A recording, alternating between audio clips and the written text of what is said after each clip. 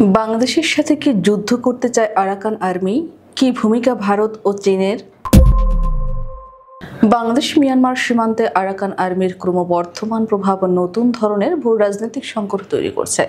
রোহিঙ্গা শরণার্থী ঢল বা মাদক পাচারের ঝুঁকির পাশাপাশি এবার সীমান্তে সরাসরি সশস্ত্র শক্তির উপস্থিতি এবং জেলে অপহরণের ঘটনা বাংলাদেশের সার্বভৌমত্বের জন্য বড় চ্যালেঞ্জ হয়ে দাঁড়িয়েছে। গভীর রাতে নাভ নদীতে বাংলাদেশি জেলেদের ধরে নিয়ে যাওয়া, অস্ত্রের মুখে হুমকি দেওয়া এখন নিয়মিত ঘটনা হিসেবে দেখা যাচ্ছে। রাখাইন রাজ্যের 17টি শহরের মধ্যে 14টির নিয়ন্ত্রণ আরাকান আর্মির হাতে। সীমান্তবর্তী প্রায় 271 কিলোমিটার এলাকা এখন তাদের প্রভাবময় এলাকায় পরিণত হয়েছে। জাতিসংঘের ভাষায় রাখাইনে 20 লাখের বেশি মানুষ অনাহারে, মানবিক সংকট ভয়াবহ আকার ধারণ করেছে। চীন এবং ভারতের কৌশলগত স্বার্থ পরিস্থিতিকে আরও জটিল করছে। চীনের জন্য রাখাইন গুরুত্বপূর্ণ তার বেল্ট অ্যান্ড রোড ইনিশিয়েটিভ প্রকল্পের কারণে। কিয়াকফিউতে গভীর সমুদ্র বন্দর এবং তেল গ্যাস পাইপলাইন বেইজিং এর জ্বালানি নিরাপত্তার জন্য অপরিহার্য।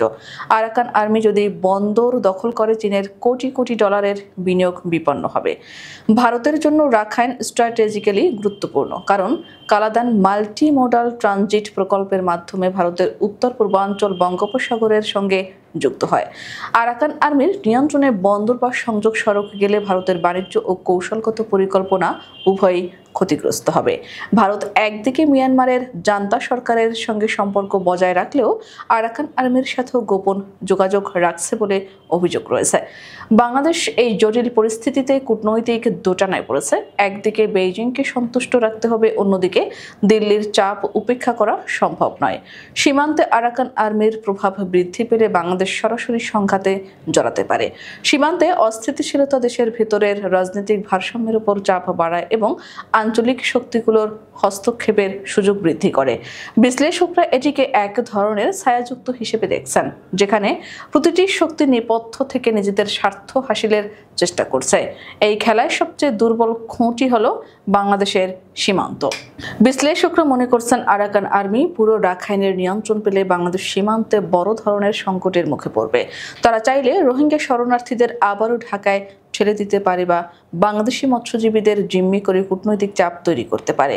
মানবিক দিকেও পরিস্থিতি দারুণ উদ্বেগজনক। টেকনাফের এক বৃদ্ধ জেলে বলছেন, আমাদের জীবন নদীর সঙ্গে বাঁধা।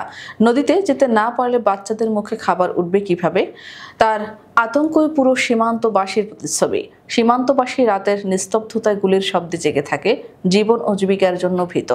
সংক্ষিপ্তভাবে বাংলাদেশ মিয়ানমার সীমান্ত এখন শুধু মানবিক সংকট নয়, বরং রাজনীতিক, কূটনীতি, ভূ রাজনীতি এবং আঞ্চলিক শক্তিগুলোর কৌশলগত টানাপোড়েনের কেন্দ্রবিন্দুতে পরিণত হয়েছে।